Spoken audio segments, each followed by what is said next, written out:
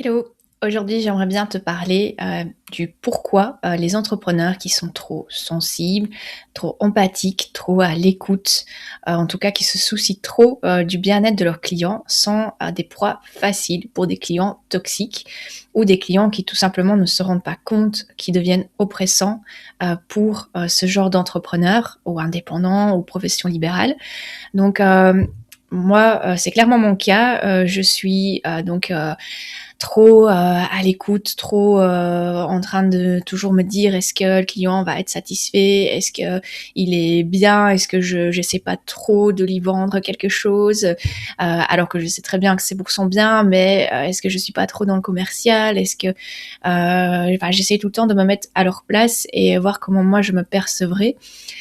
Donc je pense qu'il y a quand même des personnes qui sont très contentes de ce genre de service et qui sont respectueuses. Donc ça, c'est les clients qu'il faut garder parce que si ils sont satisfaits de ta façon de faire, de ta façon de penser, de ton service, ça c'est les bons clients, les clients qui vont revenir, mais qui vont pas commencer à te mettre la pression, devenir débordant au niveau de tes limites, devenir insupportable, on va dire, donc au niveau du harcèlement téléphonique ou des choses comme ça, mais ils vont juste venir pour toi, pour ce que tu es, pour ce que tu donnes. Mais il y a aussi d'autres personnes qui viennent parce qu'ils se disent ah cette personne-là elle est comme ça donc j'arriverai à plus facilement la manipuler. Il y a malheureusement des personnes malveillantes dans ce monde qui vont profiter des personnes comme moi ou comme toi si tu te reconnais dans ce tableau et qui vont savoir vraiment appuyer sur certains points de culpabilité par exemple ou alors qui vont savoir te mettre la pression et vont se dire que tu craqueras parce que tu vas te laisser faire tout simplement. Et moi, j'étais beaucoup confrontée à ce genre de personnes au début quand je travaillais parce que je n'arrivais pas à poser mes limites avec les clients, ce genre de personnes surtout. J'étais toujours très déstabilisée, désarmée. Euh, je voulais toujours rester moi-même, aider, être à l'écoute et je partais toujours du fait que si on venait à moi, c'est qu'on avait besoin de moi et qu'on n'était pas spécialement méchant, qu'on voulait pas spécialement m'exploiter, mais malheureusement il y a des personnes toxiques qui savent comment s'y prendre. Ils le font pas que avec toi ou avec moi, mais ils le font avec tout le monde. Ils le font dans leur entourage. Malheureusement, c'est comme ça, et il faut savoir se prémunir contre eux. Donc, ce qui peut un petit peu t'aider à voir si tu es un petit peu dans ce cas-là ou pas, c'est par exemple que tu acceptes facilement des demandes supplémentaires qui sont soit pas dans ton tarif ou qui dépassent tes horaires ou les services que tu offres. Donc on va te demander des... donc je vais te donner un exemple de ma pratique vétérinaire. J'ai eu une personne qui devait faire des papiers pour s'enregistrer autant qu'elle veut. Elle arrivait pas à très bien se débrouiller sur l'ordinateur et en soi voilà, elle voulait pas trop s'en occuper, donc elle m'a demandé de faire les papiers avec elle pendant la consultation. À l'époque j'avais accepté, mais je me suis fait payer. Donc déjà voilà, j'ai su passer le cap de dire oui oui je vais vous aider et ça vous coûtera rien en plus. Si là j'ai quand même réussi à dire ok je veux bien mais vous me payez autant pour ce service là parce que moi c'est du temps, mais ça reste quand même quelque chose que j'ai fait en plus qui finalement m'a rajouté un stress parce que le il fallait cette acceptation du dossier. Si le dossier n'allait pas être accepté, je devais recontacter de nouveau la personne qui voulait faire ce dossier. Et je me suis vraiment retrouvée un petit peu entre deux trucs et finalement, la somme que j'ai demandée, elle n'était pas assez élevée pour finalement le temps que j'ai passé. Donc maintenant, ce genre de truc, je refuse tout simplement. Alors si par exemple aussi tu vas ressentir de la culpabilité quand tu refuses des choses, justement, genre faire ce genre de dossier qui n'a rien à voir avec ton service de base, C'est donc par exemple si tu es kiné ou médecin et que la personne elle te demande d'aller porter les attestations de la visite à la mutuelle toi-même avant que ça soit électronique, bah voilà, c'est un truc en plus mais que tu fais pas normalement, donc tu vas pas faire ce genre de truc en plus. Maintenant tu peux, mais voilà, ça c'est pour moi c'est trop. Après on connaît plus la limite des services rendus. Donc tu vas te sentir coupable en acceptant par exemple ce genre de service, en refusant pardon ce genre de service, et ça va finalement te faire ruminer, te faire te sentir mal. Donc c'est le genre de trucs que les clients toxiques, je vais les appeler comme ça, vont te faire ressentir en fait. Alors un autre exemple, c'est de toujours vouloir trouver une solution pour satisfaire le client. Donc jamais dire non et te dire il a qu'à se débrouiller un peu tout seul, c'est pas mon problème. Tu vas essayer toujours de trouver une solution pour que le client soit satisfait, et finalement ça rentre dans le cadre des services supplémentaires, des choses que tu dois pas, tu proposes pas normalement. Donc par exemple si le client te dit moi j'arriverai pas à je vais reprendre un exemple de vétérinaire. J'ai beaucoup de clients qui me disent qu'ils vont pas arriver à donner les médicaments à leur animal. Je sais que ça peut être parfois compliqué, mais moi, j'ai pas d'autre solution non plus. Donc, il faut à un moment faire un petit effort de son côté. Donc avant, je commençais à me casser la tête. Ah, vous pourriez faire ça, vous pourriez faire ça. Et ah oui, et si ça ne va pas, alors essayez comme ça. Non. Maintenant, ce que je dis, c'est vous pouvez écraser les médicaments, les mettre dans de la nourriture, mais je vous laisse voir un peu ce que votre chien préfère. Et je m'arrête là. C'est pareil pour les gens qui me disent ah mais il va jamais tenir sa collerette sur sa tête. Donc la collerette c'est l'espèce de parabole qu'on met après une opération pour qu'il touche pas au poing. Moi ce que je dis maintenant c'est écoutez, soit vous mettez la collerette ou vous mettez un body pour donc c'est un sort de vêtement si voilà, si supporte pas la collerette, vous mettez un body, et voilà, pour moi il faut protéger les poings. Si maintenant vous mettez pas ni l'un ni l'autre et qu'il touche au point et qu'il faut réopérer, malheureusement moi je vous ai dit tout ce qu'il fallait faire. Si vous le faites pas, moi je peux rien faire pour vous. Donc maintenant je coupe court en fait, je redonne la responsabilité aux gens. Je commence pas à la prendre sur moi parce qu'après je partais dans des réflexions de un quart d'heure avec les gens pour essayer de trouver. Non, maintenant je leur donne les clés, mais je commence pas à les prendre par la main pour qu'ils effectuent ce que je leur demande de faire, parce que finalement je me suis rendu compte que les gens faisaient pas beaucoup d'efforts pour changer leurs habitudes, pour faire comme il faut. Donc et après ils me rendaient responsable du fait qu'ils y arrivaient pas. Donc à un moment il faut transférer la responsabilité sur eux et dire voilà, moi je vous ai dit ce qu'il fallait faire, si vous le faites pas, c'est votre problème. Tu le dis pas comme ça, il faut un petit peu arrondir les ongles, mais il faut faut être clair.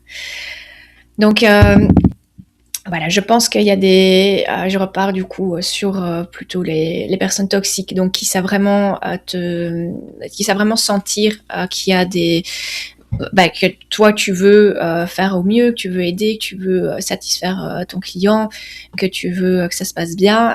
Ce genre de personnes vont aller profiter de ça. Donc ça va être des coups de fil, des SMS à des heures qui sont pas convenables, le week-end, le soir, pour des bêtises finalement. Et ils vont appuyer sur ta culpabilité, sur ton empathie pour finalement essayer de te faire céder.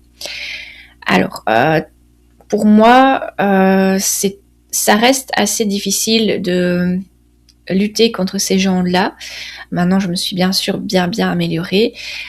Ce qui reste difficile, c'est vraiment les demandes que j'ai pas encore dû traiter en tant que professionnelle, que je suis surprise sur le moment où je dis tiens, est-ce que je veux bien le faire, est-ce que non, voilà, je vais être un peu déstabilisée. Après tout ce qu'on m'a déjà demandé, tout ce qu'on m'a déjà fait et que j'ai déjà dû mettre mes limites une fois et que je sais ces genres de trucs que je veux pas faire, à ce moment-là, j'ai beaucoup plus facile parce que je me suis déjà retrouvée dans la situation et j'arrive à dire non maintenant. Ça, dans certaines situations, ça reste encore compliqué, mais j'arrive à dire non beaucoup plus facilement qu'avant. Et ce que j'arrive aussi à faire, et c'est ce que je te conseille absolument, c'est de te rendre moins accessible à ce genre de personnes pour qu'on ne puisse pas venir justement te dire des choses qui vont te faire te sentir coupable. Donc tu vas te sentir mal après, même si en relativisant, tu comprends que c'est bien, que c'est pas toi le problème, que c'est bien les gens en face de toi, mais ça va quand même te faire réfléchir quelques jours, tu vas être pas bien. Donc moi je te conseille vraiment de limiter l'accès que ces gens ont vers toi en fait. Donc déjà, faire respecter tes horaires, je le dis quasi dans tous mes podcasts, mais en dehors des horaires, tu éteins ton téléphone, tu réponds pas aux mails, tu te rends indisponible en dehors de tes horaires. Comme ça, on pourra pas venir te téléphoner ou t'envoyer des messages auquel tu vas peut-être répondre en disant bah écoutez ça peut attendre demain, et là on va dire ah non mais j'en ai besoin tout de suite parce que je ne sais pas quoi, demain j'ai pas le temps. Bah si, et moi j'ai pas le temps ce soir. Donc à un moment il faut se protéger en fait. Donc quand justement tu as trop d'empathie, que tu es sensible à ce genre d'interaction, il faut juste te dire ok, moi je vais me limiter de ce côté-là, je vais limiter l'accès que les gens ont sur moi. Donc, s'il y a des personnes aussi qui te conviennent pas, ben, pareil, il faut les enlever de ta clientèle s'ils abusent tout le temps de tes, je vais pas dire faiblesse, mais de tes traits de caractère, de tes valeurs. Ces gens-là, même s'ils n'ont pas l'air, c'est pas des gens gentils. Donc, c'est des gens qui conviennent pas pour toi. Ils vont peut-être convenir à quelqu'un qui est pas comme toi, qui s'en fout, qui est pas dans l'empathie, qui une fois qu'il a fini sa journée, il pense plus aux clients. Et ben ces gens-là, c'est le genre de clients qu'ils peuvent très bien passer chez eux et qu'il y aura aucun problème. Donc il faut pas se dire ah je refile les ennuis chez un autre praticien, c'est pas sympa. Donc de nouveau l'empathie et la culpabilité. Non, il y a des gens qui supportent très bien ce genre de clients. Donc dis-toi que toi, tu dois te protéger, toi. Tu n'es pas là pour filtrer la méchanceté des gens. T'es pas là pour finalement subir ce genre de personnes. Donc tu peux choisir tes clients, et c'est ce que je te conseille de faire absolument. Donc te protéger en posant des limites au niveau horaire, au niveau téléphone, au niveau du tutoiement aussi. Des gens qui te tutoient directement, c'est un peu irrespectueux aussi. Donc toutes ces choses-là qui posent vraiment problème. Donc surtout limiter vraiment l'accès à toi. Donc voilà. Donc je pense que voilà, j'ai fait un petit peu le tour du sujet. Donc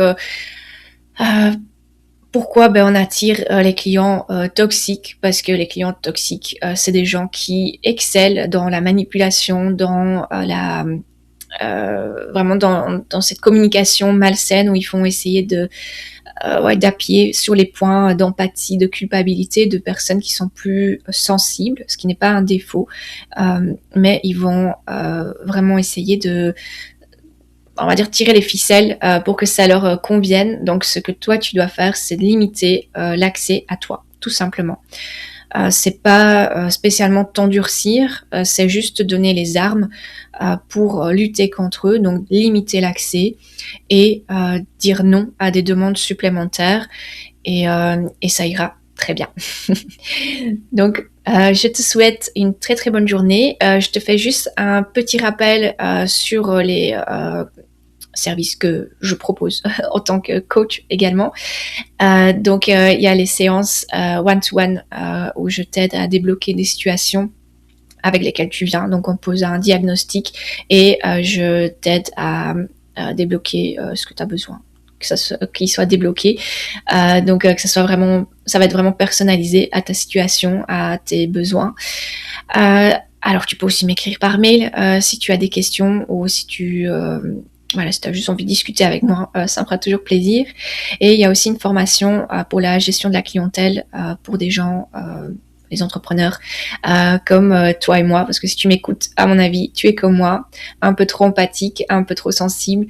Et donc c'est tout ce qui est se poser vraiment les limites, comment ouais, savoir gérer une clientèle, pas dans le sens commercial, mais plus dans le sens pour te protéger toi et faire une activité à, à ta sauce, à comment tu veux que ça soit ok pour toi énergétiquement. Voilà.